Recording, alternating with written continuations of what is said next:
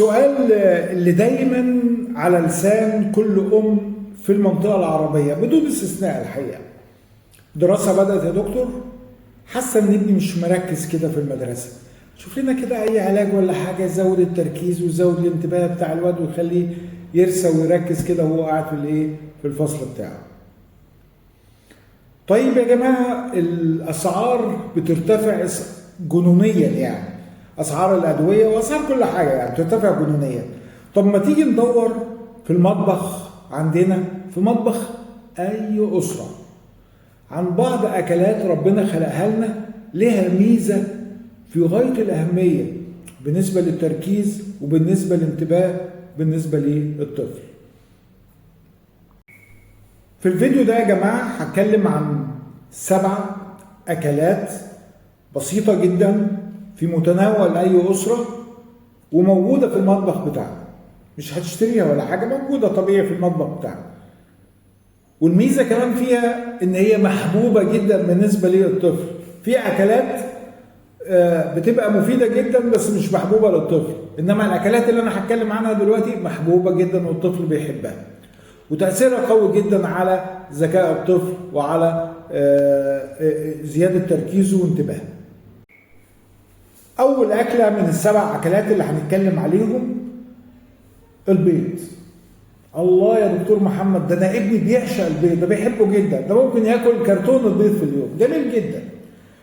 بس هنقول كلمتين مهمين جدا بالنسبة لفوائد البيض كمان يهموا الموضوع الفيديو بتاعنا النهارده. البيض يا جماعه بيحتوي على ماده اسمها كولين. الماده دي من الحاجات اللي هي بتساعد المخ انه بيرسل الرسائل بسرعه، بيرسل المخ يبقى عنده حضور ذهني على طول، بيخلي المخ يفكر، يركز، يستقر الطفل.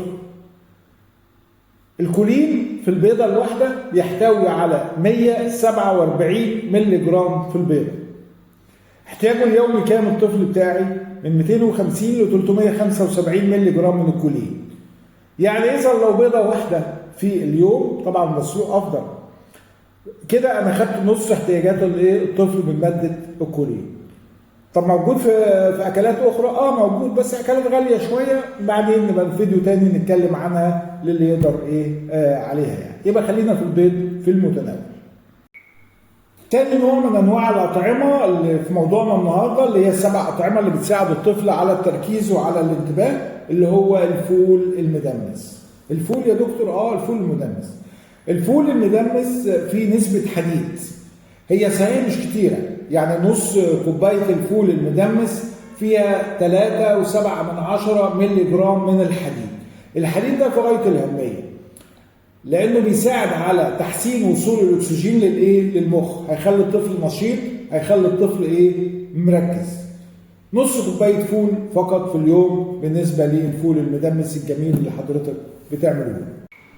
ثالث نوع من انواع الاطعمه اللي هنتكلم عنهم من ال7 انواع من الاطعمه اللي هو الاسماك الدهنيه او الاسماك الزيتيه، زي سمك السلمون، زي سمك الماكريل، زي سمك السردين، زي سمك التونة.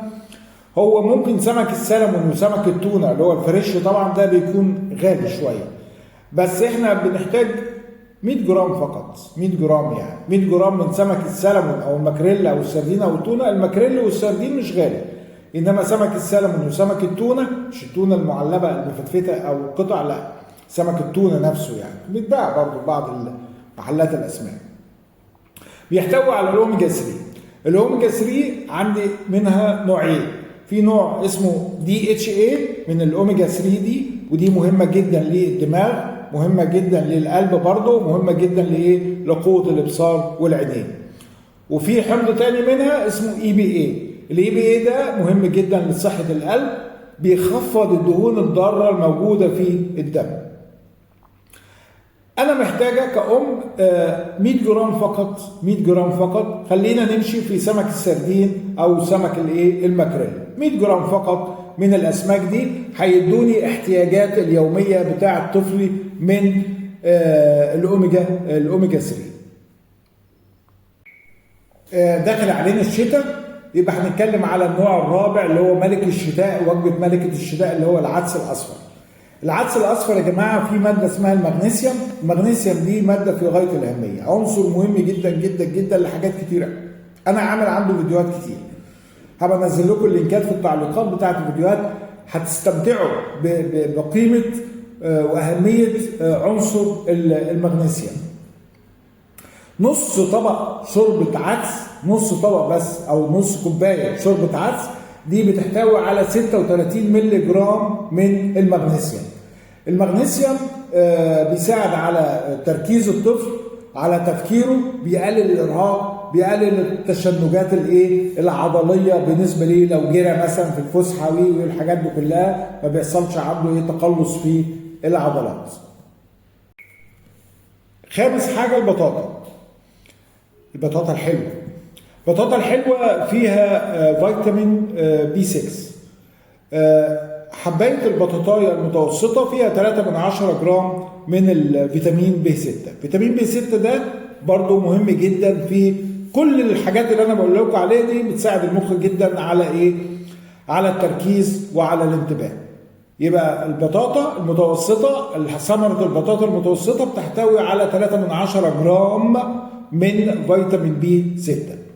يعني دي وجبه حضرتك عملتيها في صينيه، عملتيها مسلوقه، عملتيها زي الطريقه اللي هو بيحبها، اديتي له طاقه طبيعيه مفيش فيها مواد حافظه ولا ادويه ولا اي حاجه خالص، هتفيده جدا وهو رايح المدرسه الصبح، هيبقى مركز.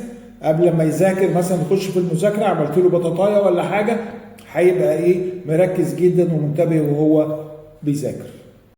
سادس نوع من انواع الاطعمه اللبن.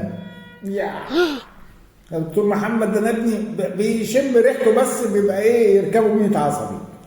قال انا بحب اللبن، ولا بابا بيحب اللبن، ولا اخواته بيحب اللبن، ولا جدته ولا جده ولا الشارع كله بيحب اللبن. في فيديو يا جماعه برضو انا عامله في اطعمه غنيه بالكالسيوم غير اللبن، للناس اللي هي مش بتحب اللبن او بعض الناس بيحصل لها مشاكل لما بتشرب اللبن. طيب الزبادي فيه مشكله؟ لا، الزبادي يعني ممكن نعديها دكتور محمد. يبقى خلاص، يبقى علبه الزبادي الطبيعي اللي حضرتك عملتيها في البيت او اشتريتيها من محل موثوق منه، دي فيها 120 مللي جرام من الكالسيوم. لو يعني نفسيته حلوه كده الطفل كده ومش انف في الاكل بتاعه، حطيتي له عليها معلقتين سمسم، معلقتين صغيرين سمسم محمص كده، حضرتك اديتي له 500 مللي جرام من الكالسيوم، اللي هو الاحتياج اليومي الطبيعي بتاعه من 500 ل 800 مللي جرام من الكالسيوم. كده غطيت احتياجاته الكالسيوم. الكالسيوم مش عشان عضله بس، لا لا لا، مش كده، ده اهم حاجه عشان نمو المخ، نمو اعصابه بشكل صحي وطبيعي. سابع نوع من انواع الاطعمه كل الاطفال هتحبني في النوع ده، اللي هو الموز والفول السوداني. الموز بيحتوي على بوتاسيوم، والبوتاسيوم بينشط المخ. والفول السوداني العادي بتاعنا ده بيحتوي على فيتامين اي، وفي نسبه معقوله جدا من فيتامين اي، 2.4 لكل 100 جرام من السوداني، يعني اقل من ربع كيلو ب 150 جرام. الفيتامين اي بيحمي خلايا المخ، يبقى البوتاسيوم هينشط المخ وفيتامين اي هيحمي خلايا المخ. 7 انواع من انواع الاطعمه قلناهم مع بعض، حاجات بسيطه مش مكلفه لاي اسره، مش هترهق ميزانيه الاسره، تكون وجبه فطار او تكون وجبه عشاء بالنسبه ليها طبعا. الخلاصه ان الاكل الطبيعي يا جماعه البسيط ممكن يعمل فرق جامد جدا، بالنسبه مش كله دواء دواء دواء، لا، ممكن يعمل فرق جامد جدا في التركيز وفي ذكاء الطفل. بس بعض النقط حضرتك هنوه عليها. اول حاجه لازم كل انسان بيزهق من نوعيه هي نفس الاكل يعني، فلازم انوع له فيه الاكل. احنا قلنا 7 اطعمه ممكن انوع ما بينهم، وممكن انوع منهم في طريقه الطهو نفسها، يعني بطبخها بطريقه ثانيه، بطريقه ثالثه، بطريقه رابعه. حضرتك استاذه في المطبخ وهتقدري تعملي طرق شهيه وجذابه بالنسبه للطفل بتاعك. تاني نقطه هنبه عنها اللي هي الميه يا جماعه، بقولها للمره ال500. شرب الميه ده لازم يكون بكميه من 1.5 لتر لترين على مدار اليوم، من الصبح لحد بالليل. ممكن قبل ما ينام بساعه ولا حاجه بلاش، عشان ايه ما يضطرش ان هو يصحى بالليل يخش الحمام. ثالث حاجه النوم بدري، بعيد خالص عن التابلت والموبايل بلاي ستيشن والحاجات دي كلها. نوم بدري في غايه الاهميه عشان هرمونات النمو يا جماعه. الطفل ما بينموش وما بيركزش وما بينتبهش الا لما بينام بدري. يصحى بدري انما لازم ينام بدري 9 10 بالليل، لازم ينام بدري. حد هيسالني يعني كده بلاش بقى مكملات غذائيه، بلاش فيتامينات؟ لا مش بحاربها ولا ضدها ولا اي حاجه، لا بس انا بقول الحاجه اللي هي ربنا خلقها لنا وموجوده عندنا في المطبخ ومش هتكلفنا فلوس. امتى الجا للفيتامينات وللمكملات الغذائيه اللي هي الادويه يعني؟ عملت تحليل معين وطلع التحليل عندي نقص جامد، لا مش هتسعفني قوي المكملات الغذائيه، مش هتسعفني قوي الاغذيه. لازم حد ادويه وفيتامينات معينه، بس حد برضو معاه المكملات عشان حد معاه اكل عشان يكمل. يعني عملت مثلا نسبه حديد، مخزون حديد طلع ناقص، بدل علاج وبدل اكل الغني بالحديد. عملت مثلا تحليل مغنيسيوم طلع ناقص، بدل علاج وبدل برضو الاكل اللي بيحتوي على مغنيسيوم. عملت تحليل زنك عشان المناعه مثلا بتاع الطفل قليله، لقيته ناقص، اديت العلاج وفي نفس الوقت اديته الاكلات اللي هي الغنيه بعنصر الزنك. ادي العلاج مني لنفسي؟ لا معلش، بعد اذنك لازم استشاره طبيب الاسره، طبيب اسرتك يعني. لازم تستشيري طبيب الاسره او الطبيب بتاعك قبل ما تدي اي فيتامينات، عشان الجرعه وعشان المده وعشان هتتاخد امتى، قبل اكل بعد اكل وسط اكل، ليها كل حاجه ليها نظام ومرتبطه بالوزن مرتبطه بالمدد. كان معكم دكتور محمد اليماني، قناه طبيب الاسره. معلش تنويه مهم جدا يا جماعه. اي سؤال في التعليقات انا بجاوب عليه، يعني بحد اقصى ساعه او ساعتين، الا لو كان في مشكله في النت او الكهرباء مقطوعه او الحاجات دي كلها يعني. حضرتك بس تابعي ليه؟ لان في بعض الاسئله ببقى عايز اسال حاجات، استفسر عن حاجات تانية. فحضرتك تابعي معايا عشان الاستفسارات دي بتبقى في غايه الاهميه عشان نوصل للتشخيص السليم. ثقه تماما ان انا هدي لحضرتك تشخيص الكمال لله وحده، بس هديكي تشخيص بنسبه 99% مظبوط ان شاء الله. بس تابعي حضرتك معايا في بعد ما تلقي او تضعي السؤال بتاعك في التعليقات، وتحت امركم في اي سؤال ان شاء الله.